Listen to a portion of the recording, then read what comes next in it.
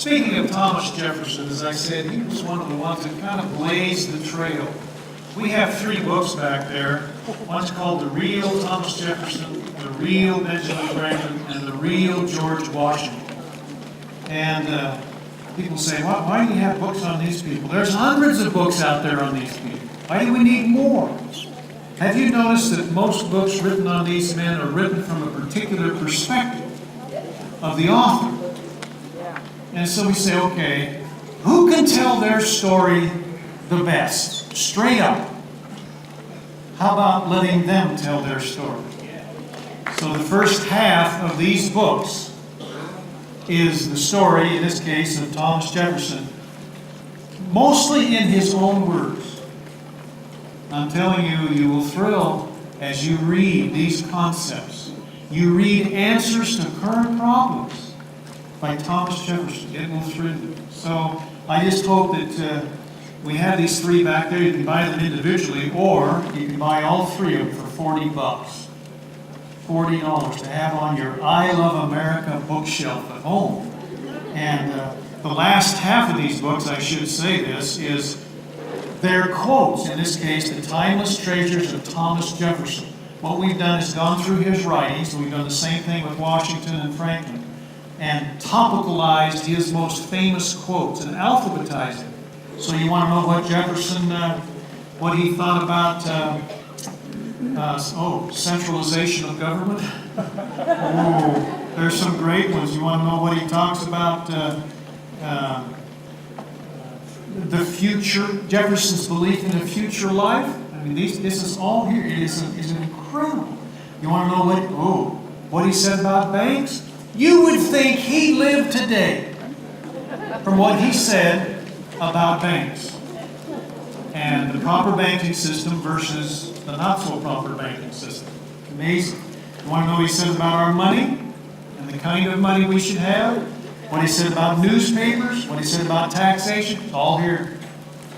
Jefferson, Franklin, Washington. So hopefully you'll make that a part of your library. Well, we're talking briefly about the Declaration, and these principles form the foundation of our Constitution. You'll learn this afternoon. It's not difficult to go through the Constitution once you understand basic foundational principles. That's why the Declaration is so important. It laid out the principles. And I just want to point out to you, as we were talking earlier, about the authority of government. Only that which people legitimately delegate. Legitimately, number one, have as authority to do, and then can delegate it to government. Now, where I'm from in Arizona, in the Valley of the Sun, we have a lot of swimming pools in backyards for obvious reasons. And with those lots of swimming pools come tragedy every year of deaths, young children, toddlers falling in, and even adults drowning for whatever reason. And a well-meaning senator many years ago introduced a bill in the Arizona legislature to make it a state law to fence your pool with a certain, right around your pool with a certain gate, certain locking mechanism, make it a state law. So I asked my students, I said, okay, if you were in the legislature, how would you think, how would you vote on that bill? What's the first thing you should do? Say, well, do I have authority to legislate on that kind of a thing? It doesn't matter whether it's good or bad, compassionate or not, do I have authority? And I tell my students, take it down to the very simplest. Let's say there's only 2 people on the earth, you and I, and you're building a swimming pool. Do I have the authority to come over to your house and say, I require you to fence your pool? Do I have that authority? No. Okay, so if I don't have that authority, how can I delegate that authority to my agent, the government, to do it for me? And you have to say, I can't. See, as compassionate as it may sound, what has to be your vote? No. Here's another example. Do I have the authority as an individual to force you to buckle up? I don't have that authority. Then how can I authorize my agent, the government, to force you to buckle up? Wow. Now, if this is new to some of you, this might sound way out, but I just ask you to think about it. We're talking about legitimate delegated authority here. Here's another one. Do I have the authority to require my neighbor to get my permission for him to be a plumber? I don't have that authority. But do you know he does? He has to get the permission of my agent, the government, to be a plumber. This is what the founders are talking about, folks. Real freedom. It's what I'm talking about when I tell my young people. I'm not sure you know what real freedom is. Or I can do anything I want to do as long as I do not invade the rights of others. That's real freedom. I got to this point years ago in a seminar in Libby, Montana. You know where Libby is? On the Spokane side of Montana. And there were about 6 or 7 men over on that side, and they started talking to each other, really talking to each other. Of course, as a teacher, you kind of notice it, but you don't know whether you're about ready to be taken to task or what. At the next break, one of them came up to me and he said, "Mr. Taylor, we're all from the Montana State Legislature." He said, "We have never heard this." And he said, "I'm running for leadership in the legislature next year. If I win, you think you could come up a week before the session starts and teach this to the whole legislature?" That would be a great thing, wouldn't it? That would be a great honor. I'm still waiting for his phone call. I guess he didn't win. But this is what Thomas Jefferson meant when he said, "Our legislators do not understand the limits of their authority." Those are his words. They just think they can do anything. And the founders are saying, no, only what is legitimately delegated from individuals can you do. So, each of you has a copy of the Constitution here. And if you were to look at Article 1, Section 8 of this document, which is on page 6,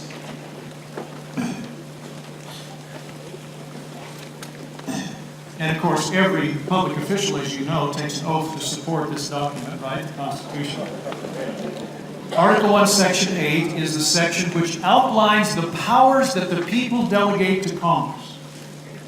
Matter of fact, it starts, Section 8, "The Congress shall have power to," and then it lists, and if you number them, there's about 20 things that the people have delegated power for Congress to do, and they're very specific. Okay, so if you're a congressman, and I ask my students this, if you're a congressman and a bill is presented to you, let's just take one at random here. Let's just say universal health care. That's presented to you. What's the first thing you should do? Well, after reading the bill, right? What's the first thing after reading the bill, or at least knowing what the bill is about? What's the first thing you should do? Where does the government derive the authority? Article 1, Section 8. And you say, okay, Congress has the power to. Let's see, do I have the power to? So you go, let's see, universal health care, universal. It's not there. What then must be your vote? It doesn't matter how good it is. It doesn't matter how compassionate it may sound. Your vote must be no. No authority. The people have not delegated me the authority to do that. End of discussion. Next question. Wouldn't that be great? Don't you get tired of all the debate? Who's going to pay for it? What's it going to do? I mean, legitimate bills need to be debated, don't get me wrong. But this, let's just cut to the chase and say, do you have authority? No. It's all usurped. See how simple this is? Founders had answers, folks. Anyway, we'll talk more about Article 1, Section 8. So I just wanted to remind us what we ended with before the break. Must have delegated authority. That was so basic to the founders.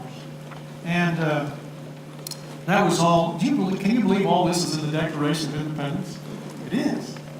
And that was number 6. Number 7, we're on page 13, by the way. Number 7, it follows that no office or agency of government has any right to exist except with the consent of the people, for this very reason we just said.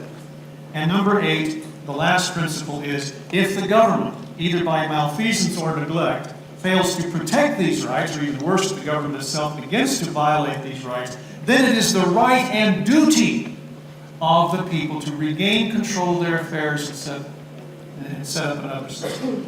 And aren't we grateful, folks, that we can do this because the founders gave us this system every 2 years? If we want to, badly enough, we could do that. Do you know what we could do every 2 years? We could sweep out nearly every member of every state legislature, the whole House of Representatives in Washington, 1/3 the Senate, and every other 2 years do the whole thing again, another third of the Senate, the President.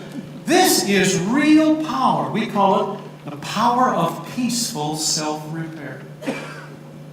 We don't need to do it by any other system, but we have to want to badly enough. And of course, don't you think the founders would have wished they could have done it that way, to vote away King George? But see, they didn't have that. They didn't have the system, so they couldn't do it that way. It is remarkable, the system they gave us. And if you believe that our Constitution has a shred left, maybe that shred is the right to vote. And if we want to badly enough, we can turn it around.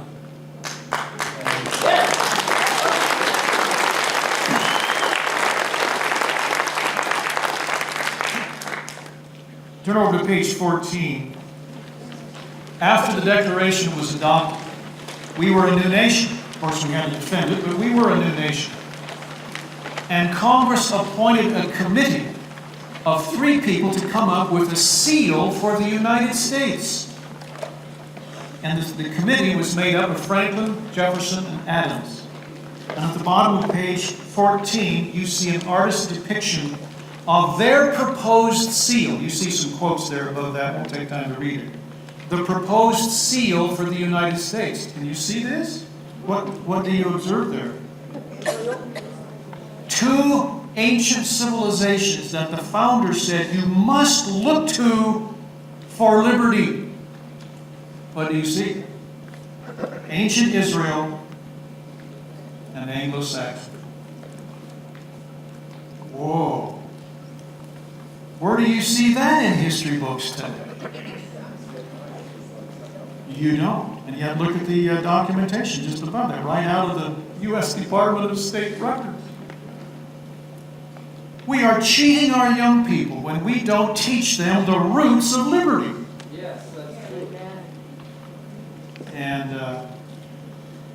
those of you that are involved in public education, you may notice how some of our people are just consumed with this Rome and Greece thing. You notice that? And founders knew a lot about Rome and Greece, mostly what not to do. But they said, you want to look at liberty, real liberty. You look at ancient Israel and Anglo-Saxon. See, that's totally almost lost from public education today. If you went to Harvard to the commencement exercises at Harvard for the first number of years, guess what language you had to know to understand the commencement address? Hebrew. Hebrew. As one professor said, that's the language of freedom. That's the language of liberty. Amazing. Anyway, slide. Okay. I want to talk to you for just a minute on the bottom of page 15 about political spectrums. Because today, we're being thrust onto the spectrum of the what and the what. You know this. The left and the right. That's your left, your right. I say that. That's your left. Your. What do you normally think of as being way over on the far left? As far as you can go, way over. What would be there? some kind of brutal, tyrannical government, right? Communism is the worst kind you know of. Communism on the left, and then once in a while you hear or you read in the press, that guy is so far right, he's a fascist. And that's kind of the spectrum that we're presented. Okay, if that's the spectrum, I like to ask people, okay, because the spectrum is supposed to include everything, right? One extreme to the other, okay. If that's the spectrum, where are you? Where are you on this spectrum? You in the middle? You a moderate? Call me a moderate. What's a moderate? Wondering which way the political winds are blowing today? There's a fellow running years ago in Arizona. He used to go around the state saying, I'm a little right of center. Right of center. So I was tempted to go up to him one day and say, you mean you're a little closer to fascism than communism? That would be nice. I didn't do that. See, this is very confusing. The founders had a much better way to measure government. They said if you measure government, you measure it like you measure anything else. This is on page 16. And on one end is zero government, no law. What is that? Anarchy. Anarchy. It's zero. And on the other end of the spectrum is 100% of whatever you're measuring, in this case government. What would that be? Tyranny. Tyranny. You want to hear Washington say that? On page 16, number 3, near the top. He talks about from the extreme of anarchy to the extreme of tyranny. Those are his words. And all of a sudden you see that the founders had a different spectrum than we have today. It wasn't built on political parties, because those are always changing. It was built on 0 to 100%. And as you study the history of nations, you can put every nation on that spectrum depending on how much authority it exerts over the people, right? Where does the government exist? Put them on that spectrum. And what the founders were trying to do, because as they studied history, they realized you got tyranny, people get tired of the tyrant, and they throw them off, and the pendulum goes this way. They still, all of a sudden they realize, oh, this is too close to anarchy, we can't have that, we've got to have a ruler, so they let another ruler come. It goes like this. This is the way it's been going for thousands of years. And do you know what they said? Well, let's read what Jefferson said, number 4. We're now vibrating between too much and too little government, and the pendulum will rest finally in the middle. What's the wish of Jefferson and the founders? To find the place on the spectrum where you have just enough government to protect the people, but not too much to oppress the people. And that's what he called the middle. We've given it a little more descriptive name. We like to call it the balance center. Balance between too little and too much.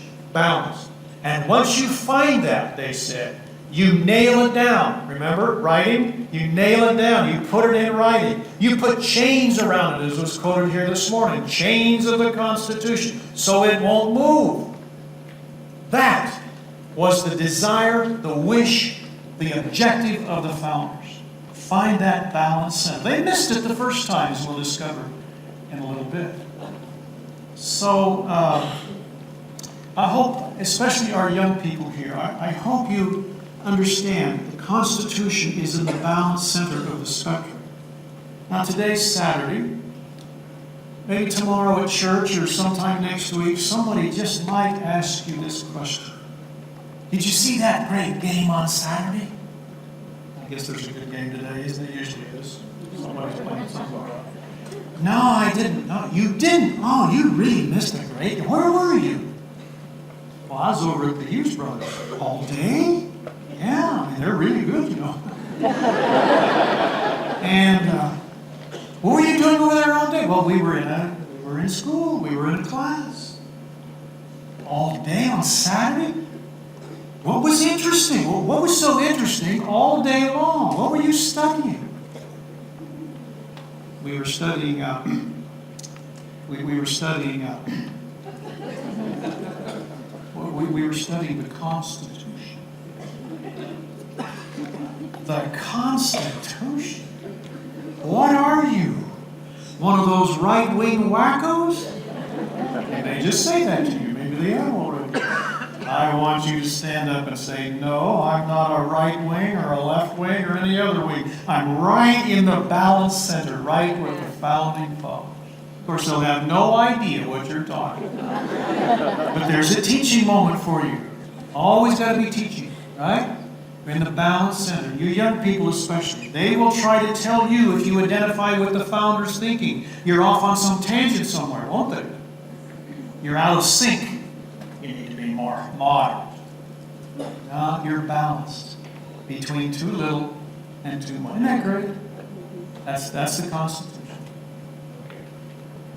Now, in the time remaining, I just want to point out for your further study, I'll mention a few things here because we need to know, especially our young people need to know when elements of ruler's law creep into our system. So on the bottom of page 16, you'll see our spectrum there, ruler's law and tyranny and anarchy, with a pyramid of ruler's law. What's the matter with that pyramid? It's upside down. Where's all the power? Number 2, all the power is concentrated in the ruler. Where are you? Here at the bottom. What's on your head? The point of the pyramid. Does it hurt? Oh yeah. We could even name some dates when it hurts more than others, right? Yeah, it hurts. It hurts. Number 3, the people are treated as subjects. Subjects of the ruler. These are all my subjects, you know. Subjects. And the land. This is all my realm. See, you can hear a ruler, this is all my realm. Boy, this was pointed out powerfully when President Clinton years ago came to Arizona, stood on the rim of the Grand Canyon, and signed an executive order bottling up nearly 2 million acres in southern Utah as a national monument. You know what that does? It just seals that huge area up. No exploration, no enjoyment, can't even hardly take a motorized vehicle into it. It's incredible. It's almost like him saying, this is all my realm, you know. All my realm. Well, that's the way these people think. If you know the education of Bill Clinton and a few others we could mention, this is the way they've been taught. That there are a few very wise people to govern the stupid masses. And the stupid masses may not understand quite what they need. And you may even have to do it with a little force. But if they eventually come around, they'll understand it was necessary. That's the hope of the thing. If they never come around, well, that's the tragedy. Hence Carroll Quigley's book on this subject, Tragedy and Hope. Carroll Quigley was Bill Clinton's mentor at his college. Anyway, this is a ruler.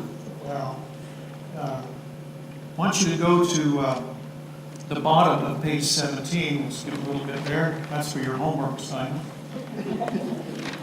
Letter C, Jefferson and the other founders were trying to find a better way. And one of the systems that they studied was ancient Israel. Let's turn over to page 18. Do you remember when Moses led the Israelites out of Egypt? And he gets them all out there. We know there was at least 2 million of them. We know there's 600,000 families from the book of Numbers, so there must be 2 million at least, right? And Moses gets them out there. This is in the 18th chapter of Exodus, by the way. And he says, you got any problems? Come and see me. Yeah, right. And so the record says the people lined up from morn till evening. And you can just imagine. What was Moses in charge of? Look at the diagram, top of page 18. He was in charge of what? Everything. Little problem, big problem, let's go see Moses. Probably didn't get any lunch, probably didn't get any dinner, probably didn't get much sleep, wakes up the next morning, line was longer than it was the day before. And there was a wise man standing over on the sideline, you know this story. What was his name? Jethro, his father-in-law. And he said, this is in the 18th chapter, he says, Moses, that which thou doest is not good. He says, if you keep this up, you're going to waste away yourself and this people with you. And it doesn't say this, but you can almost hear Moses say, well, Dad, do you have any suggestions? Yes, my son, I do. So, of course, with the help of God, Moses reorganizes the whole camp of Israel into what you see on the bottom of page 18. And Moses said, or Jethro said, okay, you take these 600,000 families, you divide them up into groups of 10 families, and each 10 family group will elect a leader. Well, how many 10 family groups can you get out of 600,000 families? 60,000. So now you got 60,000 leaders.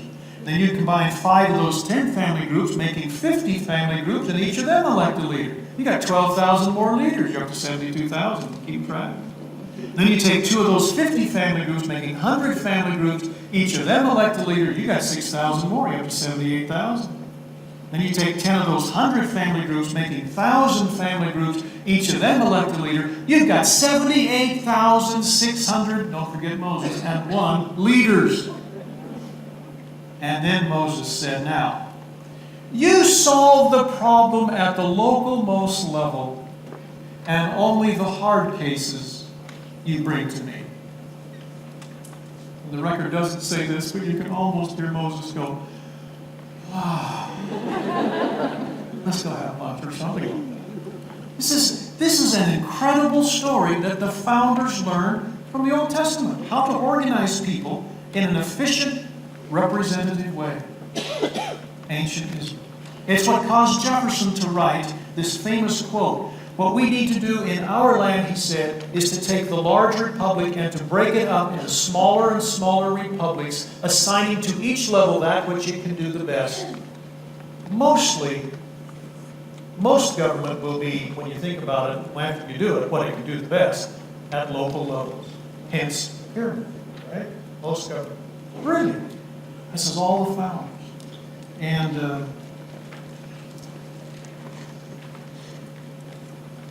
on the top of the next page, letter G, just a few things about what they learned from ancient Israel. Number 1, they were set up as a commonwealth of freemen. What does that mean? Commonwealth of freemen.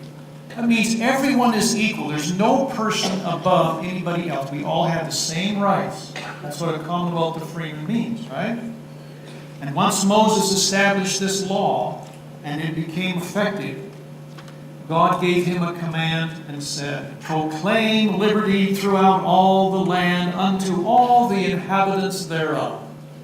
And the founders love that scripture in Leviticus 25:10. Where do they put it in Americana? Who knows this? Right around the top of the Liberty Bell.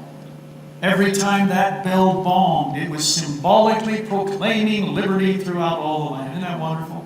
When we take our students to Philadelphia every 2 years, and we go right in front of Independence Hall, you may know, is the structure that houses the Liberty Bell. And I tell them, now you be sure to go in there and read on the top of the Liberty Bell that scripture on federal property.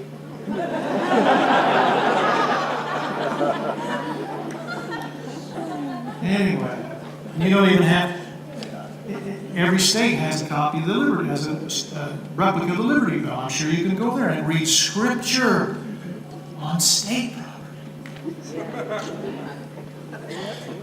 Look at number 2. The people were, duties and responsibilities of the people were based on religious principles and a solid commitment to morality. They knew, as principle number 2 says on your card, that a free people cannot survive under a republican constitution unless they remain virtuous and morally strong. This was the whole foundation. You must have that as a foundation. And Washington said in his farewell address, don't forget, morality and religion are indispensable supports to our republic. What would an indispensable support be of this building? Steel beams, walls, things that keep the roof up. You take those out, don't crash. And here Washington is saying morality and religion are indispensable support. But he doesn't stop there. This is in his farewell address. He said, be careful of people who come to you and say, you can have morality without religion. Why would he say that? Why would he say that? You ever heard somebody say, I can be moral, I don't have to have religion, I can be moral. Okay, that's fine, but whose morality do you have? Mine. In other words, there's no standard. That's what religion does for moral thinking. It provides a standard. So Washington was saying, don't kid yourself. Isn't that amazing? But he doesn't stop there. He said, be careful of people who come to you with, these are his words, refined education, and say you don't need religion. Do the founders have answers? Oh my. Incredible. This is all Washington. Well, let's read a couple more here. Number 2, letter A. Franklin said, only a virtuous people are capable of freedom. As nations become corrupt and vicious, they have more need of masters. Do you feel the masters coming? Yes. What must you say with Franklin about our people generally? What must you say? We are becoming what? More corrupt and vicious. Look at the next one, letter B. John Adams said, this surprises some people, our Constitution was made only for a moral and religious people. It is wholly inadequate to the government of any other. It will not work. Here we're trying to solve these problems, the big problems we have in America today, and there's hardly any mention from the official level of morality and religion. And you could say with John Adams, you can try as much as you want, present all these programs, spend all this money, bail out everybody, and it will not work. And I make no apology. I operate a charter high school in Mesa. Charter school is one which is publicly funded but privately operated. The Arizona legislature has given some pretty wide latitude for charter schools. But even in regular public schools, you make no apology. Even the ACLU says you cannot teach American history properly without teaching the influence of religion. Well, we quote the founders. We teach the influence of religion. And it's thrilling. I'm thrilled that one of my students is here today. She graduated in 2009 from our school, Ashley Tucker. Who's living here.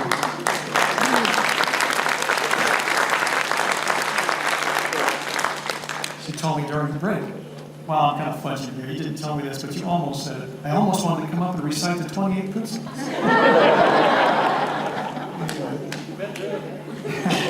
She could do it, yeah. Anyway, number 3, this is ancient Israel. They were organized in small manageable units where everyone had a voice and a vote. You want to understand what the people think? Then you make sure they have an opportunity to express themselves periodically, every 2 years or so, at a polling place close to them. See, that's how you do that in a free country. Number 5, they had a system of honest money. Let's see if I've got any honest money. Well, I've got this. Is this honest money? No, why isn't this honest money? It's not worth anything. Intrinsically. Founders said your money has to have intrinsic value, meaning value in and of itself. So when you trade it for something, it's value for value. The only value this has is what you and I continue to think it has. And based on politics and a few other things, right? Founders said, we'll see this afternoon, you make sure your money system has a basis of value, gold and silver. Why would a politician want to take back gold and silver backing off of money? Yeah. If a politician wants to distribute let's say FDR, $100 billion of new money to people under his New Deal, he would have to put $100 million of gold into Fort Knox or wherever to back it up if it's new money. See, that's a limitation on a politician with regards to money. Well, you take that backing off, what can a politician do? Just start up those printing presses.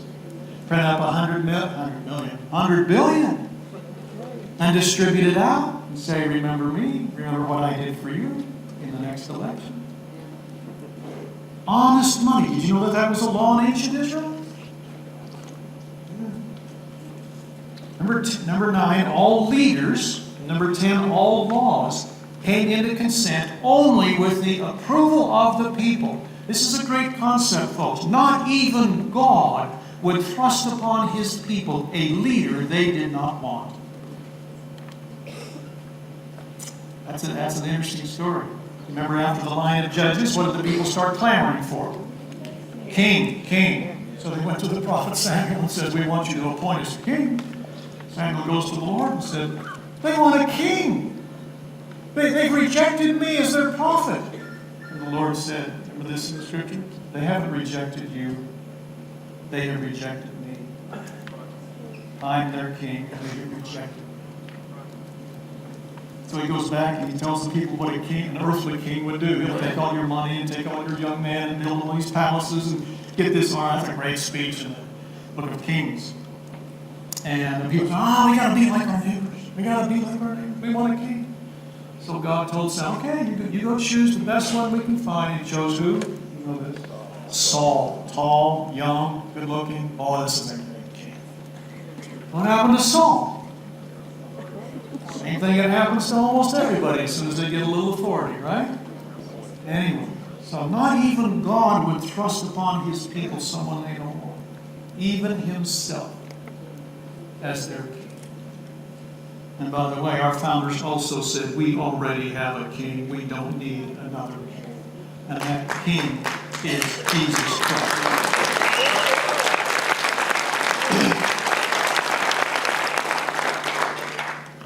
Number 11, accused persons were presumed to be innocent until proven guilty. You get a king of Europe, he says, arrest that man, put him in jail. Yeah, but your majesty, he wants a trial. Well, give him a trial, give him a trial. Yeah, but we don't have enough evidence to convict him. You know what the king used to do?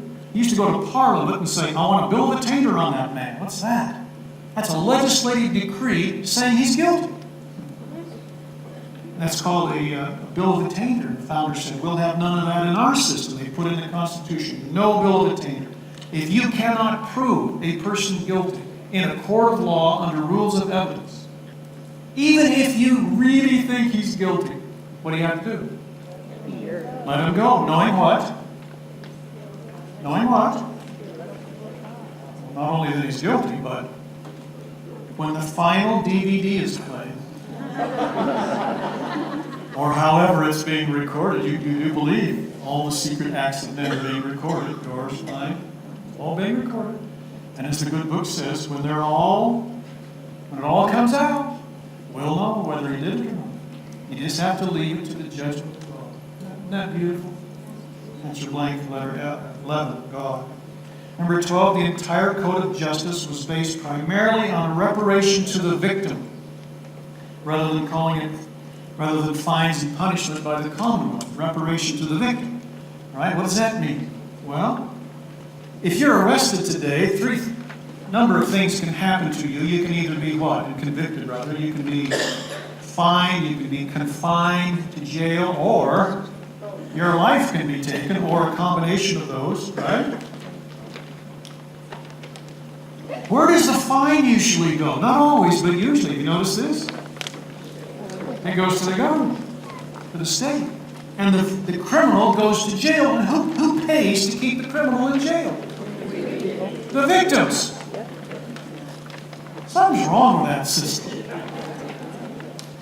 See, in ancient Israel, you steal a sheep, what do you have to give back?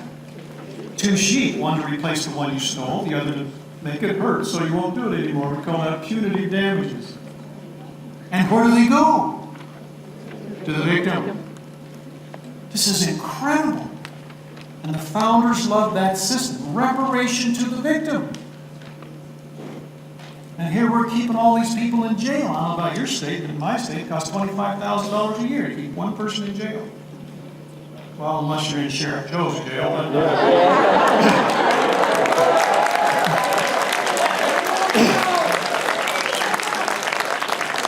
One of those 10 cities, a lot less than 25,000, I'll tell you what. Yeah, 115 degrees, but hey, like he says, you don't want to be in my jail, do you? Then don't come. He's good. He's good. I don't know. He's got some challenges now that interesting from other sources. I want you to, I'm just going to quickly here since we've only got about 8 minutes left. should mention over on page 20, well, actually, page 19, the bottom of 13, the main thrust of government was from the people upward. See, people's law is government from the people upward. Ruler's law is government from the ruler down. Got this concept? We'll talk about this this afternoon. This is people's law. This is ruler's law.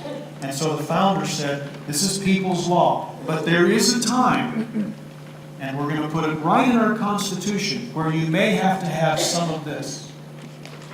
And this is during an emergency. This is known as the war powers of Congress. And that's your blank top of page 20, the war powers.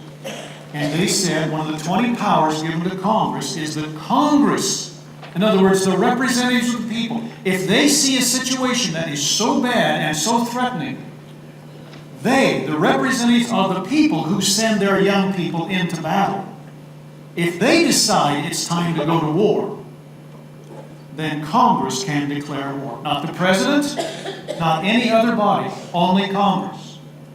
Do we have a problem with that? We got a big problem with it. And then, if Congress declares war, there are certain war powers that come into play.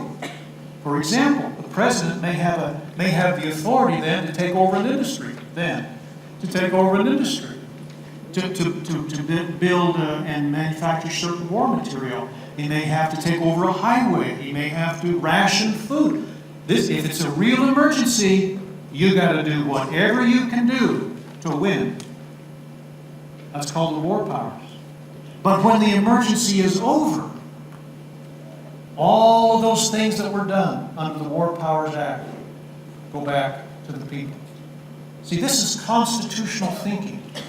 Do you know that there are agencies of government that exist today under different names that were created under the War Powers Act during World War I? I thought World War I was over. See, we haven't been true to the Constitution. And we had another world war, and more agencies and more powers were given, and they did not go back to the people. Now we don't even declare war anymore. And more agencies are created. And more power is usurped from the people. And none of it goes back. This adds great meaning to Rahm Emanuel's statement, don't let a good emergency go to waste.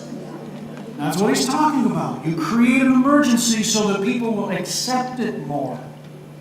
That's what happens. But that's not the founder's formula. Not at all. Okay. I want you to, on page 20 through 21, I'll just mention this briefly, is the Anglo-Saxon civilization that Jefferson particularly was a great student of.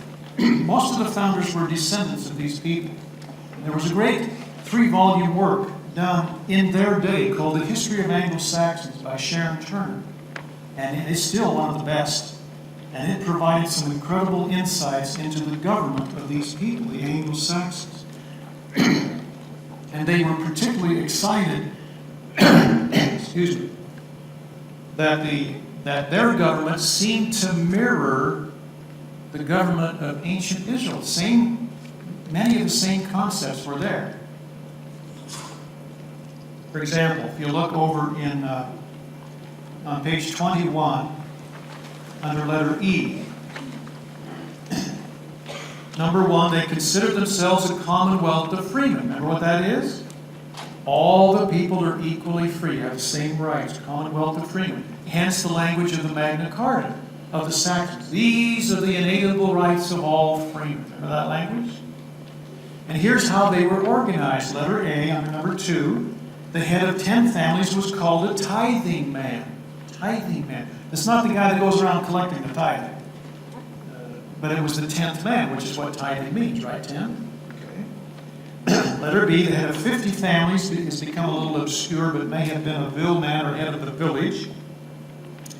Letter C, the head of 100 families was called a 100 man. The 100 man. For example, the Taylors, my ancestors, are from the Shire of Kent, which is south and east of London. And if you do family history research back in those days, and you have a map of the Shire of Kent. It's broken up into very little, what they call hundreds. Hundreds. What hundred did your family live in? These were units of about 100 families. See this? About 100. Letter D, the head of 1,000 families was called the Elderman. I like this one. Later shortened to Earl. Earl, you've heard of us Earls? Okay. The territory occupied by 1,000 families was called a shire, and the administrative assistant to the Earl was called a shire reef. We pronounce it sheriff, right? Which, I might say, is the highest form, the highest level of law enforcement. The founder said, never let law enforcement, I mean, this is the guy whom you authorize to arrest, to carry a gun, to use it, the force of law, never let that rise above a very local level. And so the sheriff was the highest form of law enforcement. When J. Edgar Hoover was head of the FBI during the gangster era, politicians wanted him to form a national police force. He said, he flatly refused, I will not do that.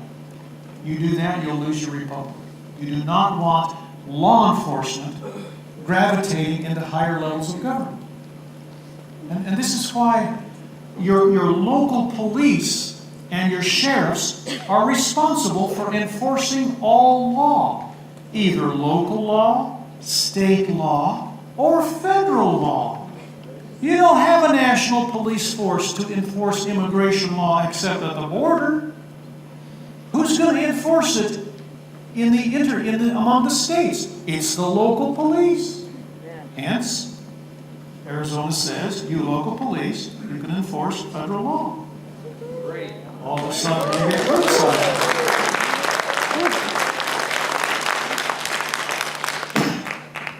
Anyway, this is a great study. In some of our material, this is developed much more. I'll introduce some of it to you this afternoon. Anglo-Saxons and ancient Israel. These great civilizations, bastions of freedom in the history of the world, and Thomas Jefferson, in the Declaration of Independence, wants to restore these great concepts and these principles.